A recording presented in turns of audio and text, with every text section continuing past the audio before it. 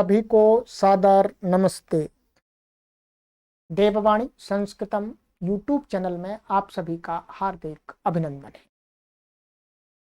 महापुरुषों के जीवन चरित्र श्रृंखला में आज हम आपके लिए एक महान क्रांतिकारी महापुरुष राम प्रसाद बिस्मिल के जीवन को लेकर के उपस्थित हुए हैं। ये भाग 1 है।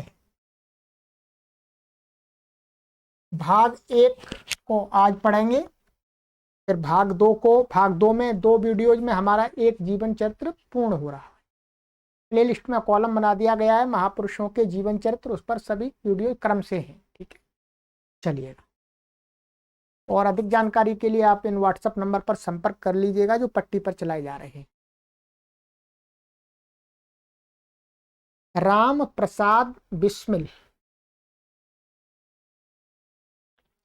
18 दिसंबर 1927 का वह दिन गोरखपुर सेंट्रल जेल के बड़े फाटक के सामने अधेड़ आयु की एक महिला इंतजार कर रही थी। अधेड़ माने लगभग 50 वर्ष की। उसके चेहरे पर कुछ उदासी छाई हुई थी, चिंता भी स्पष्ट दिखाई दे रही थी। वह इसी सोच में थी कि उसे कब जेल के अंदर जाने की आज्ञा मिलती है। इसी बीच महिला के पति भी वहां आ गए। पत्नी को पहले ही वहां आया देख वे चकित से रह गए। वे भी पत्नी के पास ही बैठ गए और अब दोनों भीतर जाने के लिए बुलाए जाने की प्रतीक्षा करने लगे। एक युवक भी वहां पहुंच गया।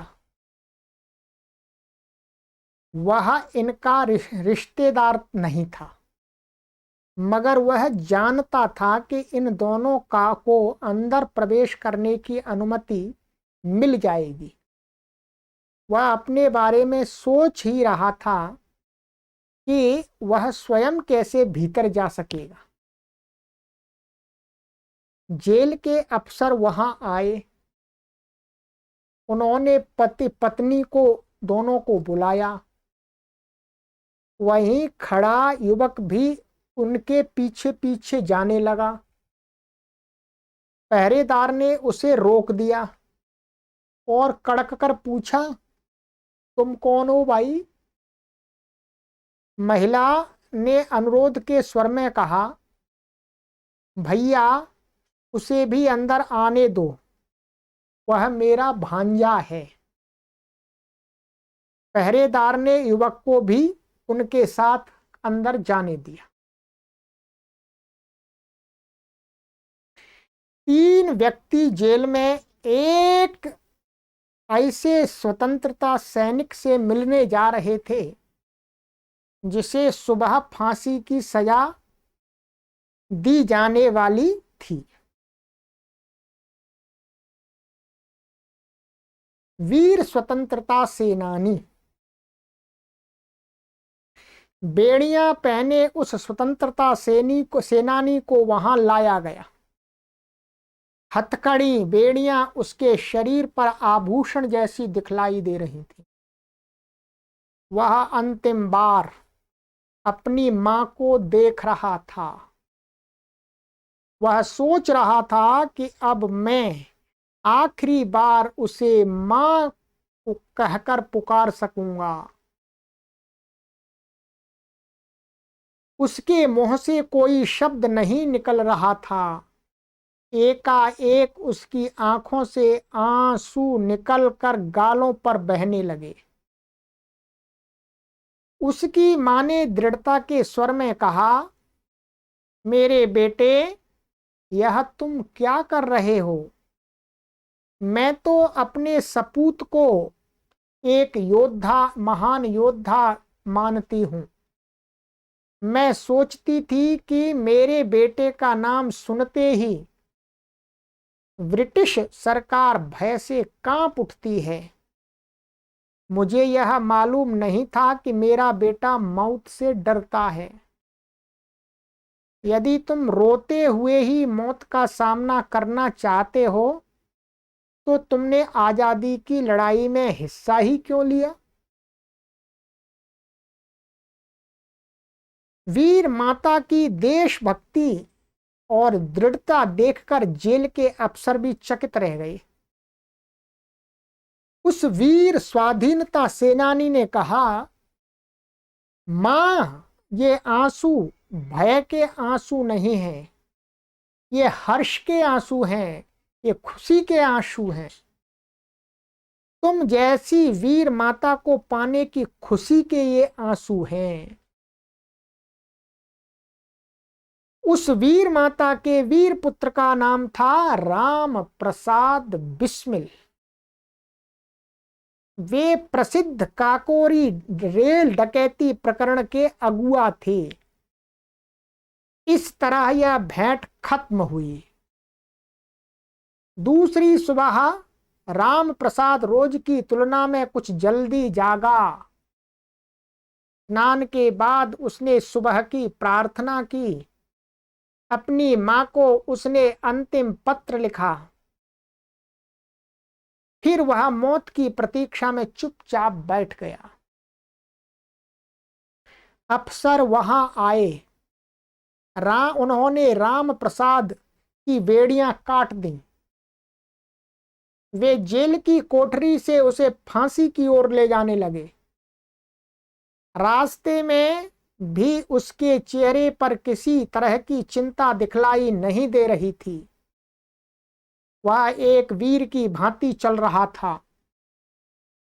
वह यह सब देखकर जेल के कठोर अफसर भी दंग रह गए थे।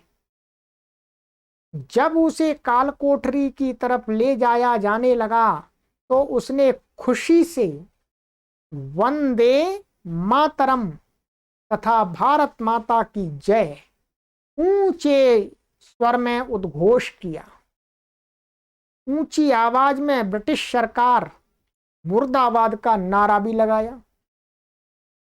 बाद में राम प्रसाद ने धीमे स्वर से विश्वानि देव सवितर दुरितानि पराशुभ यद भद्रम तन्न आशुभ और कुछ अन्य प्रार्थनाएं की और फिर फांसी के फंदे की ओर बढ़ गया। जब राम प्रसाद को फांसी दी जा रही थी तब जेल के आसपास कड़ा पहरा था। उसकी मृत्यु के बाद अधिकारियों ने उसका शव काल कोठरी से बाहर निकाला। जेल के बाहर उसके माता पिता ही नहीं अपितु सैकड़ों नर नारी सजल नेत्रों के साथ खड़े थे। गोरखपुर के नागरिकों ने भारत मां के इस वीर सपूत के शव को फूलों से सजाया। एक बड़े जुलूस की तरह उसकी शव यात्रा निकाली गई। रास्ते में असंख्य नर नारियों ने शव पर पुष्प बरसाए और इस तरह इस वीर सपूत का अंतिम संस्कार किया गया। राम प्रसाद उन गिने चुने शहीदों की श्रेणी में जा पहुंचे थे जिन्होंने स्वतंत्र भारत का सपना साकार करने के लिए अपना जीवन बलिदान कर दिया। उनका परम उद्देश्य था किसी न किसी तरह यह देश स्वतंत्र हो। बचपन। राम प्रसाद का जन्म उत्तर प्रदेश के शाहजहांपुर नामक स्थान पर 1897 में हुआ था। उनके पूर्वज ग्वालियर राज्य के तोमरगढ़ नामक स्थान के थे। यह इलाका चंबल नदी के किनारे बसा था और उसकी गणना ब्रिटिश प्रांतों के साथ होती थी। चंबल घाटी में रहने वाले लोग वीर और मेहनती हुआ करते थे। अनेक पीढ़ियों से कई राज्यों में ने इन लोगों पर नियंत्रण करने की कोशिश की, मगर किसी को भी सफलता नहीं मिली। राम प्रसाद के पिता मुरलीधर ने बहुत कम शिक्षा पाई थी। वे शाहजहांपुर नगर पालिका में कर्मचारी थे। कुछ समय बाद वे नौकरी से ऊब गए और नौकरी छोड़कर उन्होंने स्वतंत्र जीवन यापन शुरू कर दिया। वे ब्याज पर ऋण देने लगे और उनकी गाड़ियां भी किराए पर चलने लगी। उनका पहला पुत्र काफी कम समय जीवित रहा, जो राम प्रसाद का जो बड़ा भाई था। राम प्रसाद उनका दूसरा पुत्र था। इस बालक में भी पहले बच्चे की तरह रोग के लक्षण दिखाई देने लगे थे। उसकी दादी ने झाड़ फूंक करने वालों से ताबीज लाकर बालक के गले में बांध दी। ममतामयी दादी से बच्चे को स्वस्थ करने के लिए जो कुछ कहा जाता वह खुशी से करती थी। आखिर वह बच्चा बच गया। काले ताबीज से नहीं बचा, वो तो उसके अपना स्वास्थ्य की देख रेख जो भी है उसके अनुसार बचा। राम प्रसाद को संपूर्ण परिवार का असीम प्यार मिला। जब वह 7 वर्ष का था तो पिता मुरलीधर ने उसे हिंदी पढ़ाना शुरू किया। साथ ही उर्दू सीखने के लिए उसे मौलवी के पास भेजा गया। उस समय उर्दू भी चलती थी, राज्य की भाषा उर्दू और इंग्लिश थी। अंत में राम प्रसाद पाठशाला जाने लगा। 14 वर्ष की आयु में इस बालक ने उर्दू में चौथी कक्षा की पढ़ाई पूरी कर ली। वह उर्दू के कुछ रोचक कथाएं और उपन्यास भी पढ़ने लगा था। पुस्तकें खरीदने के लिए अब उसे पैसों की जरूरत पड़ी, लेकिन पिताजी उसके लिए पैसे नहीं देते थे। राम प्रसाद ने सरल रास्ता चुना।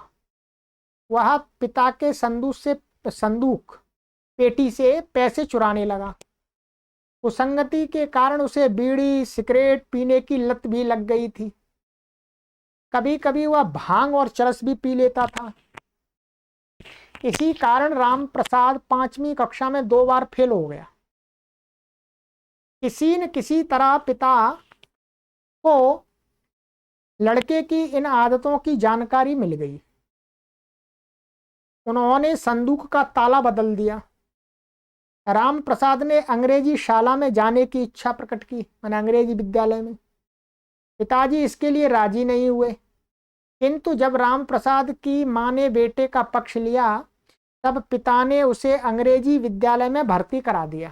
ठीक है बेटा, पढ़ो। एक नई राह। राम प्रसाद के घर के पास ही एक मंदिर था।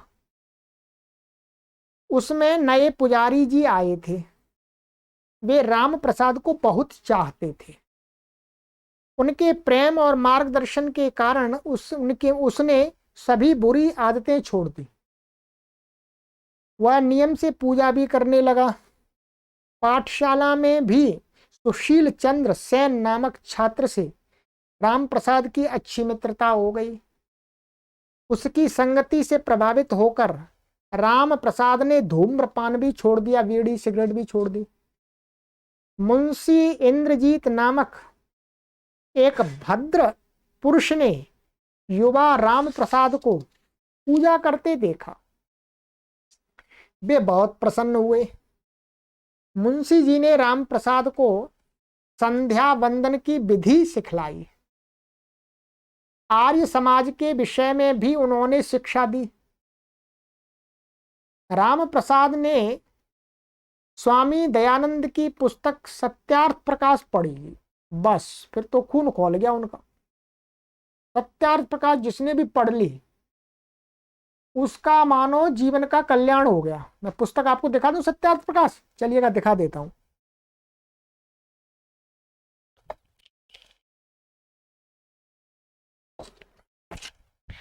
इस पुस्तक को पढ़ करके हजारों लोगों, करोड़ों लोगों का जीवन बदला है। ये सत्यार्थ प्रकाश है जी, ठीक है। इसी की बात बताई जा रही है। राम प्रसाद बिस्मिल जी ने सत्यार्थ प्रकाश को पढ़ा। ये आप भी पढ़िएगा, मैं कहता हूं, ठीक है। आपके जीवन को सन्मार्ग पर चला देगी, ठीक है। हमारे दिमाग में जो ताले लगे हैं उनको एकदम खोल देगी ये पुस्तक, ठीक है। पुस्तक चाहिए तो वीडियो के डिस्क्रिप्शन में मैंने लिंक दे दिया है, उस पर क्लिक करके आप ऑर्डर करके मंगा सकते हैं। बहुत ही कम पैसे की पुस्तक है। चलिएगा, ये तो प्रसंग आ गया इसलिए मैंने बता दिया आपको।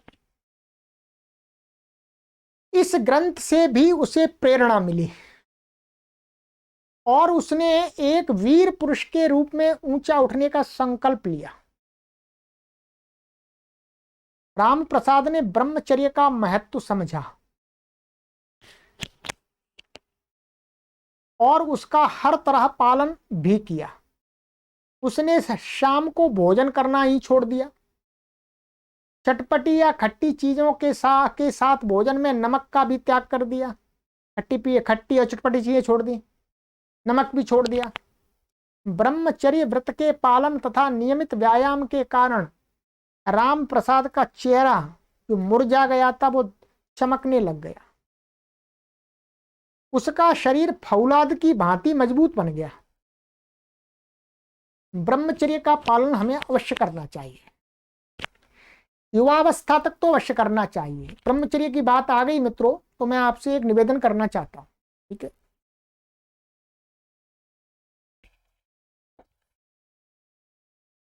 हर व्यक्ति को, चाहे वो किसी भी संप्रदाय के हैं, किसी भी मत को मानने वाले हैं, किसी भी देश के हैं, ये एक पुस्तक है ब्रह्मचर्य के साधन। इसमें ब्रह्मचर्य को कैसे हम सुरक्षित रखें, अपने शरीर को बलवान और तेजस्वी ओजस्वी बनाएं, वो सारे बातें, सारे नियम कानून इस पुस्तक के अंदर बताए, ठीक है। मैं उन सभी 25 वर्ष तक की आयु के तथा 25 वर्ष से और अधिक आयु के जो भी हैं हमारे भाई और बहन, उन सभी से निवेदन करूंगा कि आप इस पुस्तक को अवश्य पढ़ें, ब्रह्मचर्य के साधन। आपको ब्रह्मचर्य की महत्ता ज्ञात हो जाएगी कि ब्रह्मचर्य क्या है, ठीक है। इस पुस्तक का भी लिंक मैंने डिस्क्रिप्शन में दे दिया है। ऐसे मत सोचना कि मैं पुस्तक बेच रहा हूं, पुस्तक नहीं बेच रहा, आपके लिए जानकारी दे रहा हूं जिससे आपका जीवन सफल हो जाए। उसका शरीर फौलाद की भांति मजबूत बनता गया। गुरु सोमदेव जी, आर्य समाज के सिद्धांतों का राम प्रसाद पर बड़ा गहरा प्रभाव हुआ। कभी कभी अपने पिता मुरलीधर से उनकी तीखी बहस भी हो जाती थी। गुस्से में आकर पिता ने युवक राम प्रसाद को घर से निकाल दिया। 2 दिन तक वे घर से बाहर पास के जंगल में घूमते रहे और फिर शाहजहांपुर लौट आए। एक बार वे आर्य समाज की एक सभा में प्रवचन सुन रहे थे। पिता के भेजे हुए 2 आदमियों ने उन्हें पकड़ लिया और मिशन स्कूल के मुख्याध्यापक के पास ले गए जहां वे पढ़ते थे। ईसाई मुख्याध्यापक ने पिता पुत्र दोनों को प्रेम से समझाया। तब मुरलीधर ने अनुभव किया कि मार पीट कर बच्चों को नहीं सुधारा जा सकता, प्रेम से सुधारा जा सकता है। तो सुधार को तो वो तो सही मार्ग पर चल रहे थे राम प्रसाद जी, और पिता को उतनी समझ नहीं थी, उनको ज्ञान नहीं था, तो उनको लग रहा था गलत मार्ग पर जा रहा है। आर्य समाज के युवा अनुयायियों ने आपस में सलाह मशवरा करके आर्य कुमार सभा की स्थापना की। उन्होंने सभाएं की व जुलूस निकाले। पुलिस को यह चिंता सताने लगी कि कहीं इसके फलस्वरूप हिंदुओं और मुसलमानों में दंगा ना हो जाए।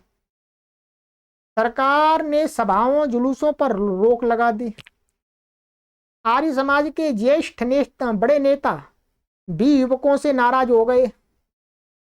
बूढ़े बाड़े होते वो जल्दी नाराज हो जाते हैं। उन्होंने कुमार सभा को अपने दफ्तर से बाहर निकाल दिया। कुछ समय तक तो कुमार सभा सक्रिय रही, मगर बाद में उसकी गतिविधियां मंद पड़ने लगी। यद्यपि कुमार सभा का काम कुछ ही महीने चला, मगर इतने कम समय में ही उसके सत्कार्यों की प्रसिद्धि शाहजहांपुर और उसके बाहर के क्षेत्र में बहुत तेजी से फैल गई। इसी बीच आर्य समाज के एक नेता स्वामी सोमदेव जी शाहजहांपुर आए और अपना स्वास्थ्य सुधारने के लिए कुछ समय तक वहां रहे। रक्त की कमी से उनका शरीर बड़ा कमजोर हो गया था। युवक राम प्रसाद ने स्वामी सोमदेव जी की लगन व प्रेम से सेवा की। स्वामी सोमदेव जी महान देशभक्त और विद्वान व्यक्ति थे। वे योग विद्या में भी कुशल थे। उन्होंने राम प्रसाद को धर्म और राजनीति की शिक्षा दी तथा कुछ पुस्तकें पढ़ने का सुझाव भी दिया। बेटा ये पुस्तकें भी पढ़ो। उनके मार्गदर्शन से धर्म और राजनीति के विषय में राम प्रसाद के विचार बड़े स्पष्ट हो गए, एकदम क्लियर हो गए। इस प्रकार से धर्म ये है और राजनीति इस प्रकार से करनी चाहिए भाई। सन 1916 में भाई परमानंद जी को लाहौर षड्यंत्र प्रकरण में फांसी की सजा दी गई थी। 1916 में उन्होंने तवारिखे हिंद नामक एक पुस्तक लिखी थी। परमानंद जी ने, भाई परमानंद जी ने। राम प्रसाद ने वह पुस्तक पढ़ी। परमानंद जी की पुस्तक से तथा स्वयं उनसे वे बड़े प्रभावित हुए। जब उन्होंने परमानंद जी को मृत्यु दंड दिए जाने का समाचार सुना तो उनका खून खौल उठा। उन्होंने प्रतिज्ञा की कि गोरी ब्रिटिश सरकार से वे इस अन्याय का बदला जरूर लेंगे। उन्होंने इस प्रतिज्ञा की जानकारी गुरु सोमदेव जी को भी दी। गुरु जी ने कहा, प्रतिज्ञा करना आसान है मगर उसे पूर्ण करना बहुत कठिन काम है। अब हमने प्रतिज्ञा की है जी 1 करोड़ लोगों को संस्कृत सिखाएंगे, प्रतिज्ञा तो कर ली। अब परिश्रम करने लगे हुए निरंतर 4 वर्ष हो गई है, 5 वर्ष होने वाली है। निरंतर आगे परिश्रम ही करते रहेंगे, पूर्ण आगे चल के होगी। तो कहते हैं गुरुजी के चरण छूकर राम प्रसाद ने कहा, यदि इन चरणों की मुझ पर कृपा रही तो मैं अवश्य प्रतिज्ञा पूर्ण करूंगा गुरुजी। कोई भी शक्ति मुझे रोक नहीं सकेगी। राम प्रसाद के क्रांतिकारी जीवन की यहीं से शुरुआत हुई। तिलक जी से मुलाकात। कुछ दिनों के बाद गुरु सोमदेव जी का देहांत हो गया। तब राम प्रसाद 9वीं कक्षा में थे। 9वीं कक्षा में कोई बड़े नहीं होते, 15 वर्ष के होंगे, 15-16 के होंगे। शाहजहांपुर सेवा समिति में से एक उत्साही स्वयं सेवक की भांति काम कर रहे थे वो। लखनऊ में भारतीय राष्ट्रीय कांग्रेस का वार्षिक अधिवेशन होने वाला था। उस समय कांग्रेस में 2 गुट थे। एक गुट उदारवादी नेता थे जो ब्रिटिश सरकार के खिलाफ सीधी कार्यवाही के विरोधी थे। वे ब्रिटिश सरकार के समक्ष भारत की कठिनाइयां रखकर न्याय प्राप्त करने के पक्ष में थे। ठीक है, हाथ जोड़ के भाई कर दो कुछ। उनकी यह धारणा थी कि भारत ब्रिटिश साम्राज्य का एक अंग बना रहे, गुलाम बना रहे। दूसरा गुट था गर्म दल के नाम से विख्यात था। उसके नेता ब्रिटिश सरकार से लड़कर पूर्ण स्वतंत्रता प्राप्ति के पक्षधर थे। जो गांधी जी, नेहरू जी, ये सारे कौन से पक्ष के थे? उदारवादी।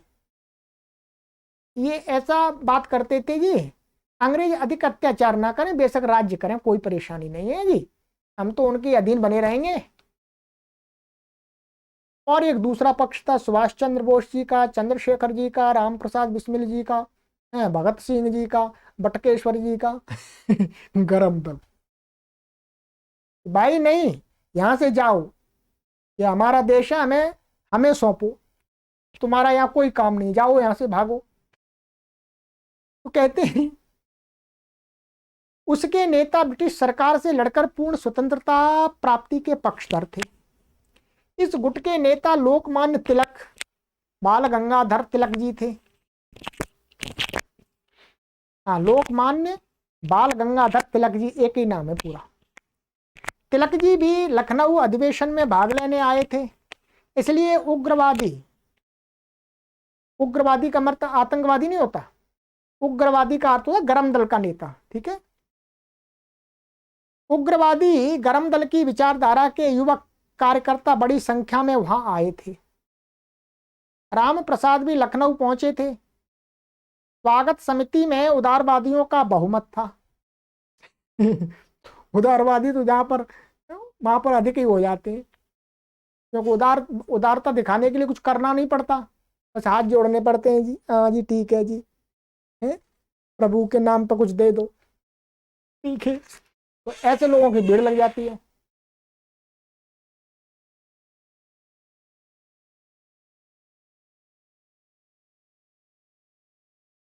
स्वागत समिति में उदारवादियों का बहुमत था, इसलिए तिलक जी के स्वागत का उन्होंने कोई विशेष इंतजाम ही नहीं किया। कुछ गिने चुने लोग उन्हें लेने के लिए स्टेशन जाने वाले थे। उधर युवकों की इच्छा थी कि स्टेशन से तिलक जी को जुलूस के साथ नगर में घुमाते हुए लाया जाए। वे बड़ी संख्या में स्टेशन पर एकत्रित हुए। MA का एक छात्र उसका नेतृत्व कर रहा था, MA कक्षा का। जैसे ही तिलक जी गाड़ी से नीचे उतरे, स्वागत समिति के कार्यकर्ताओं ने उन्हें घेर लिया और बाहर खड़ी कार तक ले गए।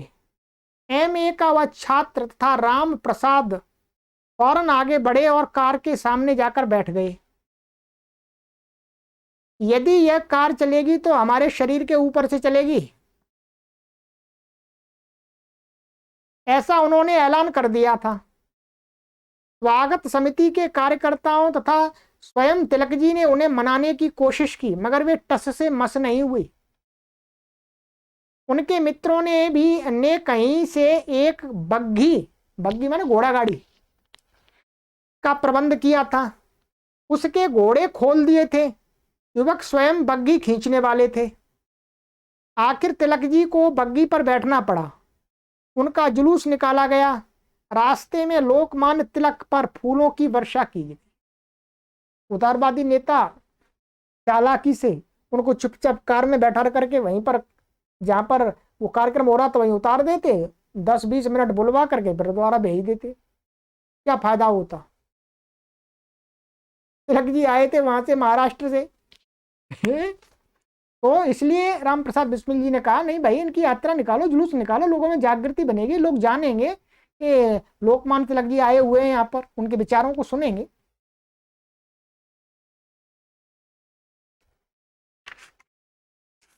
चलिएगा, तो आज की वीडियो में हम इतना ही पढ़ते हैं। आगे हमारा बिंदु आएगा और बिंदु काफी बड़ा है,